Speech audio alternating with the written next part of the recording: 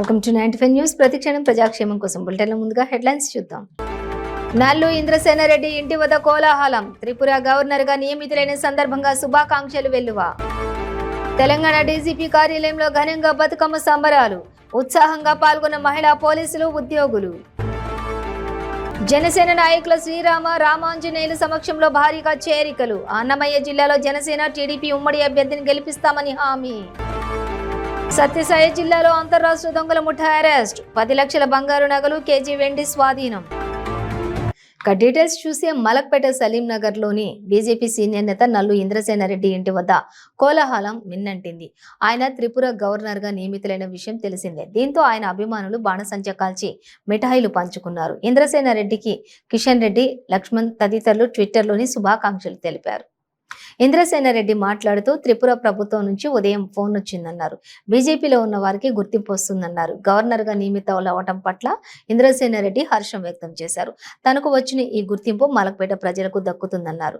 మలక్పేట ప్రజలకు రుణపడి ఉంటానన్నారు. ఈశాన్య రాష్ట్రాల అభివృద్ధి కోసం పాటుపడతానన్నారు. తనకు ఈ అవకాశం కల్పించిన ప్రధాని మోడీ, హోంమంత్రి అమిత్ షా, నడ్డాలకు ప్రత్యేక ధన్యవాదాలు తెలిపారు. ఈ ముగ్గురు మార్గదర్శకంలోని పనిచేస్తానన్నారు. హోమ్ మినిస్ట్రీ నుండి ఫోన్ వచ్చి వివరాలన్నీ కూడా తీసుకొని రాత్రి ఇంటికి వెళ్ళిన తర్వాత ప్రెసిడెంట్ ఆఫ్ ఇండియా గవర్నర్ల యొక్క నియామకంలో నా పేరు ఉండటం చూసి చాలా సంతోషించాను. ఈరోజు ఉదయం త్రిపుర గవర్నర్ ఆఫీస్ నుండి కూడా ఫోన్ రావటం జరిగింది. భారతీయ జనతా పార్టీలో కార్యకర్తలుగా పనిచేసినటువంటి వారందరికీ కూడా గుర్తింపు ఉంటుంది అనేటువంటి దానికి నా యొక్క నియామకమే కాకుండా ఇప్పటి వరకు నియమించినటువంటి గవర్నర్లందరూ కూడా పార్టీలో అనేక సంవత్సరాలు శ్రమించి పార్టీ యొక్క విజయం కొరకు కృషి చేసినటువంటి వారికే గుర్తించి గవర్నర్లుగా నియామకం చేయటం జరిగింది. అదే రకంగా ఆంధ్రప్రదేశ్లో 2 రాష్ట్రాల్లో భారతీయ జనతా పార్టీ కొరకు గత 40-45 సంవత్సరాలుగా పనిచేస్తున్నటువంటి నాకు ఈ గుర్తింపు రావటం, మలక్పేట్ నియోజకవర్గం నుండి నన్ను 3 సార్లు ఎమ్మెల్యేగా గెలిపించినటువంటి ఈ యొక్క మలక్పేట ప్రజలకి ఈ యొక్క గుర్తింపు వారికి చెందుతుందని చెప్పి వారికి మలక్పేట్ ప్రజలందరికీ కూడా నేను అన్ని వేళ కృతజ్ఞునిగా ఉంటానని చెప్పి మనవి చేస్తూ,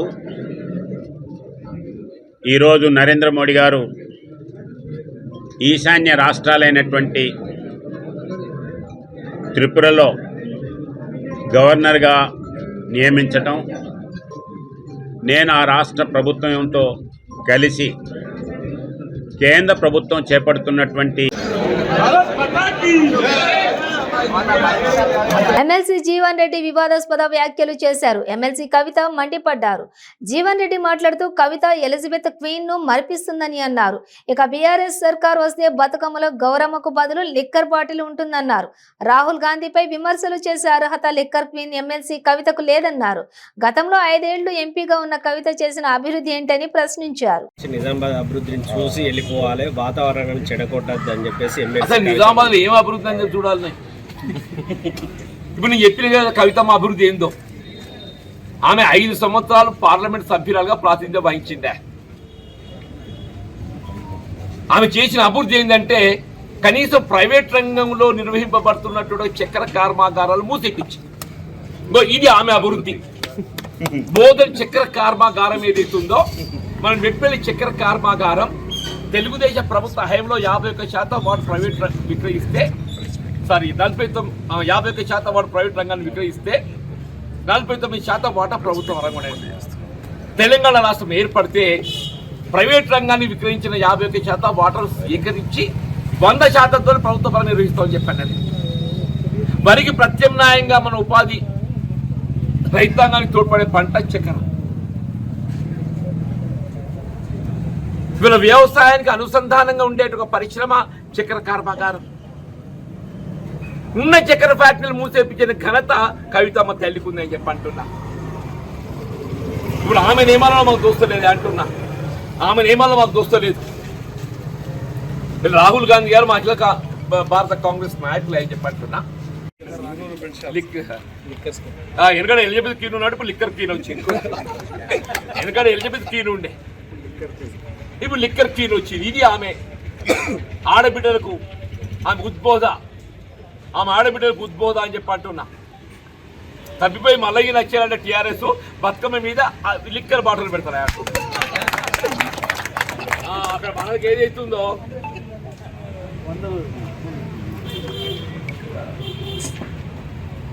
గుమ్మడి పువ్వు పెడతారు మాకు. అదే కానీ గుమ్మడి పువ్వు పెడతారు కదా, ఆ గౌరమ్మ గుమ్మడి పువ్వు గౌరమ్మ పెడతారు. ఆమెకు తెలుసు. ఖమ్మం నగరంలో మంత్రి పువ్వాడ అజయ్ ఆయన సతీమణి వసంతలక్ష్మి ఆధ్వర్యంలో బతుకమ్మ సంబరాలు ఘనంగా జరిగాయి. నగరంలోని 31వ డివిజన్లోని అట్ల బతుకమ్మ పండుగ సంబరాలను ఘనంగా నిర్వహించారు. ఈ కార్యక్రమానికి ముఖ్య అతిథిగా మంత్రి పువ్వాడ అజయ్ కుమార్ ఆయన సతీమణి వసంతలక్ష్మిలు హాజరయ్యారు. మహిళలు, యువతులు, చిన్నారులు అంతా కూడా ఒక్కచోట చేరి ఆటపాటలతో నృత్యం చేస్తూ బతుకమ్మ పండుగను జరుపుకున్నారు. డివిజన్ పరిధిలోని మహిళలు అంతా కూడా రావడంతో ఆ ప్రాంగణం అంతా కనువిందు చేసింది. తీరొక్క పువ్వులను పేర్చి చేసుకున్నటువంటి బతుకమ్మలతోటి మహిళలంతా సందడి చేశారు. ఈ రోడ్లన్నింటినీ ఇట్లా వెడల్పు చేసి వీడియో రోడ్లు వేసి గాంధీ చౌక్ అంటే ఇవాళ అద్భుతం. ఇవాళ ఒక అభివృద్ధికి గుమ్మంగా మార్చడం గాంధీ చౌక్ ని ఇవాళ అన్ని వైపులా వెడల్పైన రోడ్లు చేసుకున్నాం.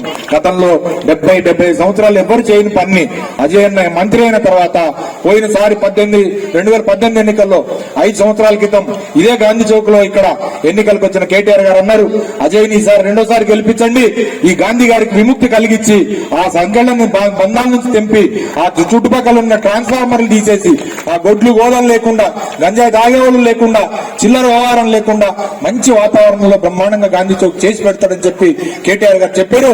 అది చేసి చూపించిన గాంధీ చౌక్ తో పాటుగా టీటౌన్ కూడా అద్భుతంగా డెవలప్ చేసిన గోళ్లపాడు ఛానల్ ని దుర్గంధమైన గోళ్లపాడు ఛానల్. డీజీపీ కార్యాలయంలో తెలంగాణ సంస్కృతి సాంప్రదాయాలకు అద్దం పట్టే విధంగా బతుకమ్మ ఉత్సవాలు అత్యంత ఘనంగా నిర్వహించారు. డీజీపీ కార్యాలయంలోని ఉద్యోగుల సంఘం ఆధ్వర్యంలో జరిగిన ఈ బతుకమ్మ పండుగకు DGP Anjani Kumar, additional DG you Soumya Mishra, Abhilasha, best Sanjay Kumar Jain, IG Ramesh Reddy, ముఖ్య పరిపాలనా అధికారి నవనీతతో సహా పలువురు పోలీసు ఉన్నత అధికారులు హాజరయ్యారు. ఈ బతుకమ్మ ఉత్సవాలలో పోలీసు మహిళా అధికారులతో సహా అన్ని స్థాయిల్లోని మహిళా ఉద్యోగులు అత్యంత ఉత్సాహంతో పాల్గొన్నారు. తీరొక్క పూలతోటి పేర్చిన బతుకమ్మలతోటి మహిళా ఉద్యోగులు వారి పిల్లలు, చిన్నారులతో ఒక చోట ఉంచి ఆటపాటలతోటి సంబరాలు చేశారు. ఇక దాండియా, బతుకమ్మ ఆటపాటల మధ్య జరిగినటువంటి ఈ బతుకమ్మ ఉత్సవాలలోని సచివాలయ ఉన్నతాధికారులు, ఉద్యోగుల సంఘం నాయకులు పెద్ద సంఖ్యలో పాల్గొన్నారు. ఈ సందర్భంగా పలువురు మహిళా అధికారులు బతుకమ్మపై రాసిన పాటలు, కవితలు పలువురిని ఆకట్టుకున్నాయి. ఇటీవల కాలంలో వెలుగులోకి వచ్చిన మున్సిపల్ కార్మికురాలు నారాయణమ్మ కూడా తన పాటలతోటి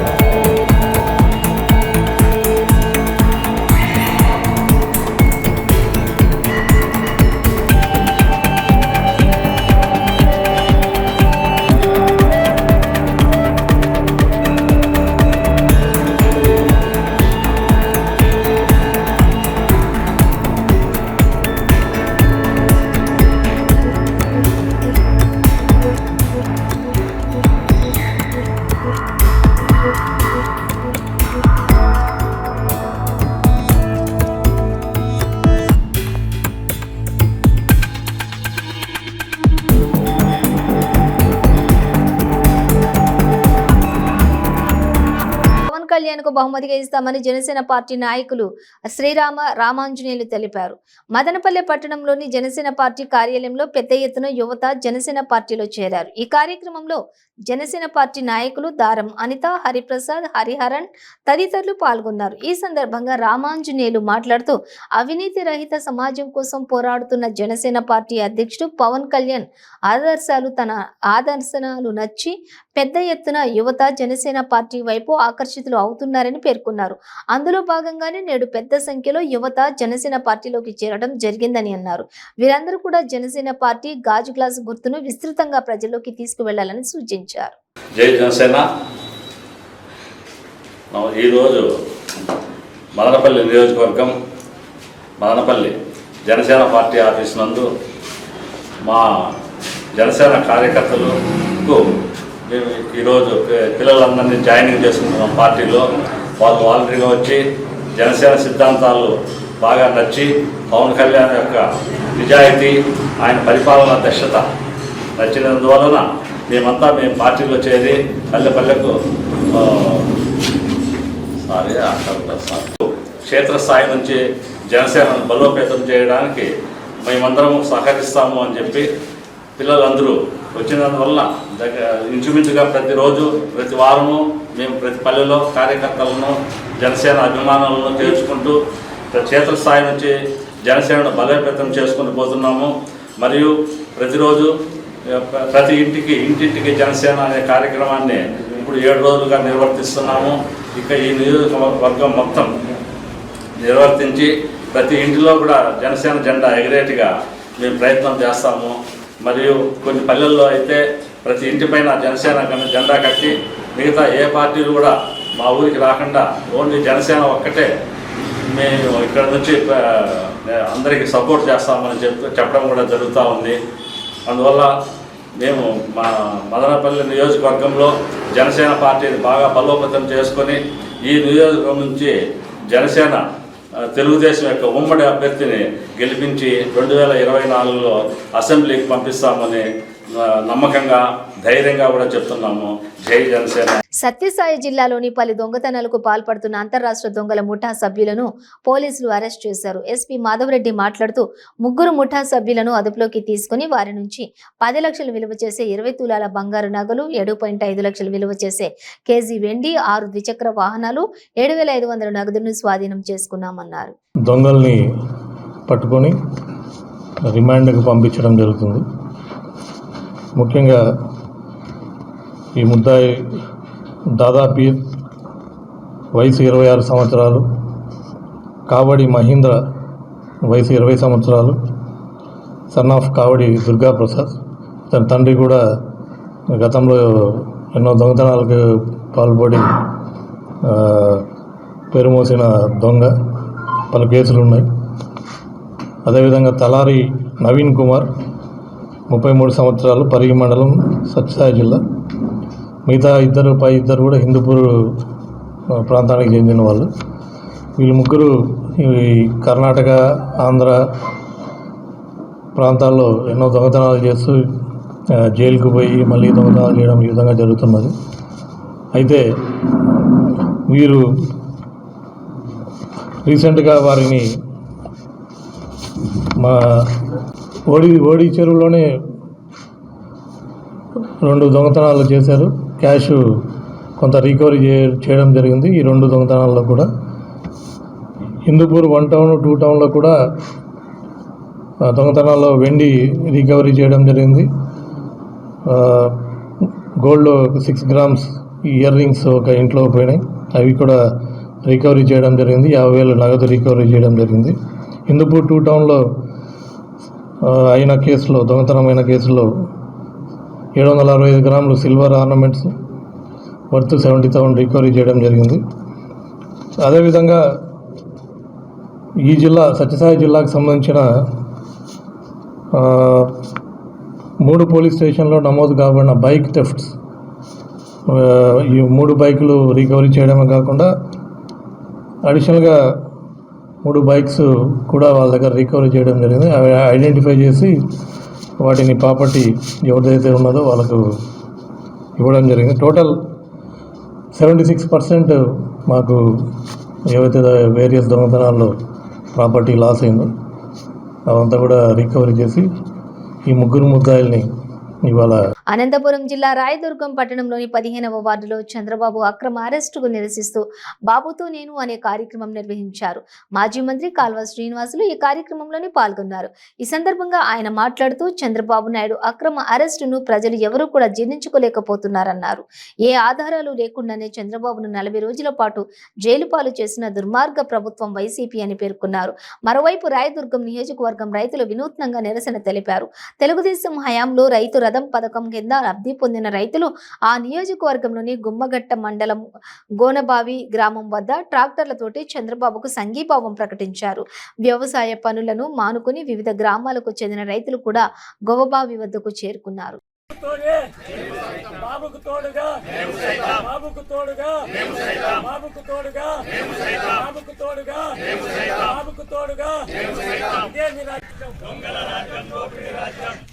జగన్ రెడ్డి పాలనలో న్యాయానికి సంఖ్యలో జగన్ రెడ్డి పాలనలో న్యాయానికి సంఖ్యలో జగన్ రెడ్డి పాలనలో న్యాయానికి సంఖ్యలో జగన్ రెడ్డి పాలనలో న్యాయానికి సంఖ్యలో జగన్ రెడ్డి పాలనలో న్యాయానికి సంఖ్యలో జగన్ రెడ్డి పాలనలో న్యాయానికి పోవాలి సైకిల్ రావాలి పోవాలి సైకిల్ రావాలి బాబు తోడుగా మేము సైతం జై తెలుగుదేశం జై తెలుగుదేశం జై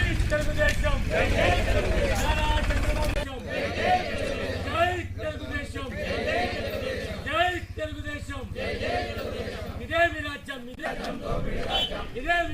ఇదే విరాజ్యం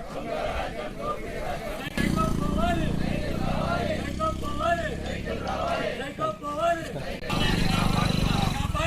కాపాడుకుందాం బాబుకు తోడుగా బాబుకు తోడుగా జై తెలుగుదేశం జై తెలుగుదేశం అందరూ దగ్గరకు వచ్చి గ్రూప్ ఫోటో కొంచెం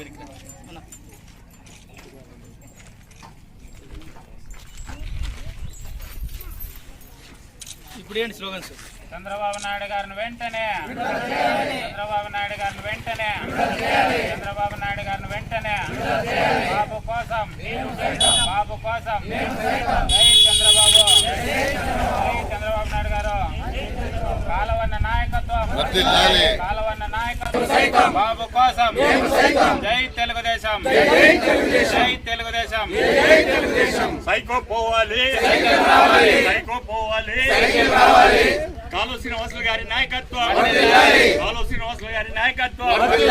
చంద్రబాబు నాయుడు గారి నాయకత్వం దెందులూరు మండలం శ్రీరామవరం గ్రామంలోని 10వ తరగతి చదువుతున్న 16 సంవత్సరాల మైనర్ బాలికను అదే గ్రామానికి చెందిన వాలంటీర్ నీలాపు శివకుమార్ లైంగిక దాడి చేసిన విషయం తెలిసిందే. ఈ ఘటనతో బాధితురాలిని వారి స్వగ్రామం శ్రీరామవరంలో బందెలూరులోకి మాజీ ఎమ్మెల్యే చింతమనేని ప్రభాకర్ పరామర్శించారు. వారికి తగిన విధంగా న్యాయం జరిగేలా తాను పోరాడతానని చెప్పి కుటుంబ సభ్యులకు హామీ ఇచ్చారు. గ్రామంలో ఒక 10వ తరగతి చదువుతున్నటువంటి ఒక స్కూలు విద్యార్థిని ఆ ఊర్లో ఉన్నటువంటి వ్యక్తి వాలంటీర్ అయినటువంటి నీలాపు శివకుమార్ అనేటువంటి వ్యక్తి మరి ఆధార్ కార్డు చూపించమని చెప్పి తల్లిదండ్రులది అడిగి ఇంట్లోకి దూరి ఆ అమ్మాయిని భయభ్రాంతులకు గురి చేసి ఆ అమ్మాయిని గర్భవతి చేశాడు. ఇది జరిగి నెల 15 రోజులు అవుతున్నప్పటికి కూడా నేటి వరకు ఈ రోజు వరకు కూడా చర్యలు తీసుకున్నటువంటి పాపాన్ని పోలేదు. అదేవిధంగా ఏలూరు రూరల్ మండలం శ్రీపర్ గ్రామంలో 2 మైనర్ విద్యార్థులు కిడ్నాప్ అయ్యారు. ఇవాళకి వెతికి పట్టుకుని వచ్చి ఏం జరిగింది అనేది లేదు. అంటే మహిళల పట్ల వీళ్ళు ప్రవర్తిస్తున్నటువంటి తీరు పోక్సో యాక్ట్ ఉన్నప్పటికీ కూడా దాన్ని కూడా నిర్వీర్యం చేస్తున్నారు. రాష్ట్ర ప్రభుత్వం చేతగాని కేసుల మీద, పనికిమాలిన కేసుల మీద చంద్రబాబు గారి మీద పెట్టి వికట ఆనందం పొందటం కాదు. ఎవరైతే నష్టపోయి ఉన్నారో, బాధితులు ఉన్నారో వాళ్ళకు కానీ వాళ్ళ కుటుంబ సభ్యులకు కానీ వెన్నులో నుంచి వణుకు రావాలి. ఆ విధంగా వణుకు పుట్టించే విధంగా నువ్వు పరిపాలన కొనసాగించాలి. నువ్వేం చెప్పావు ఆ రోజున? ఈ రోజున ఏం మాట్లాడుతున్నావు? జరిగినటువంటి సంఘటన. ఈ రోజున అతను కుటుంబంతో ఉల్లిపాయలు అమ్ముకుంటాడు, అల్లాడిపోతున్నాడు. జరిగినటువంటి దానికి మళ్ళీ పైపెచ్చు గ్రామంలో ఉన్నటువంటి కొంతమంది వ్యక్తులు ఒక 10,000 ఇస్తాం, మీరు ఆ గర్భిణిని తీపిచ్చుకోండి అని మాట్లాడటం అంటే ఎంత వెటకారం అది. అసలు చట్టం ఉందా? చట్టం ఉంటే ఇలాంటి సంఘటనలు జరుగుతాయా?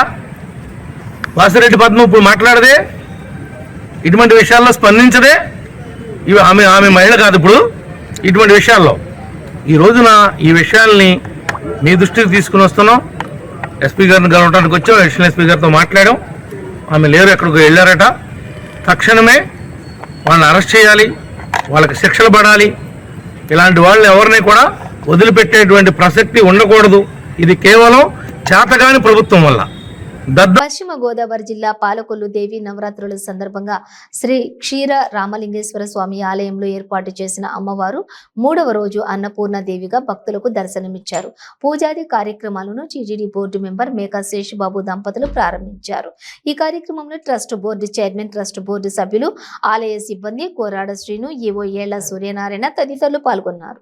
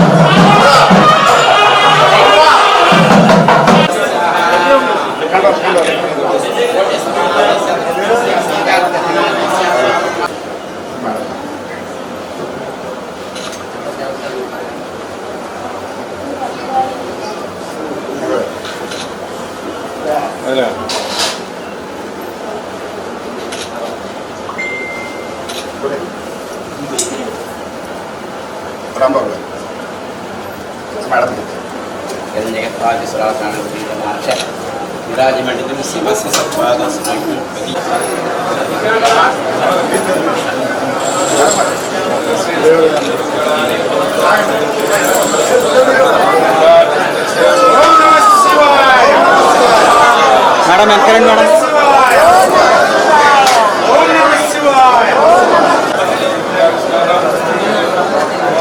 మేడం ఒకసారి గెస్ట్ని వెళ్ళిపోయినా.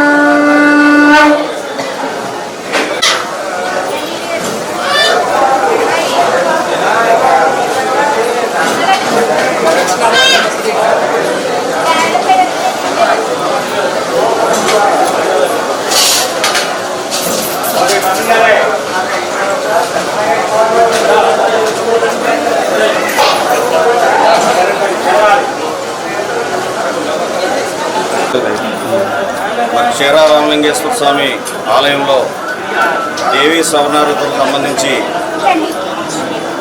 9 రోజులు కూడా. బులెటిన్ ముగించే ముందు హెడ్లైన్స్ మరోసారి. నల్లు ఇంద్రసేనారెడ్డి ఇంటి వద్ద కోలాహలం. త్రిపుర గవర్నర్ గా నియమితులైన సందర్భంగా శుభాకాంక్షలు వెల్లువ. తెలంగాణ డీజీపీ కార్యాలయంలో ఘనంగా బతుకమ్మ సంబరాలు. ఉత్సాహంగా పాల్గొన్న మహిళా పోలీసులు, ఉద్యోగులు. జనసేన నాయకుల శ్రీరామ రామాంజనేయుల సమక్షంలో భారీగా చేరికలు. అన్నమయ్య జిల్లాలో జనసేన టీడీపీ ఉమ్మడి అభ్యర్థిని గెలిపిస్తామని హామీ. సత్యసాయి జిల్లాలో అంతర్రాష్ట్ర దొంగల ముఠా అరెస్ట్. 10 లక్షల బంగారు నగలు, కేజీ వెండి స్వాధీనం. ఇవి బులెటిన్ డీటెయిల్స్. చూస్తూనే ఉండండి 95 న్యూస్.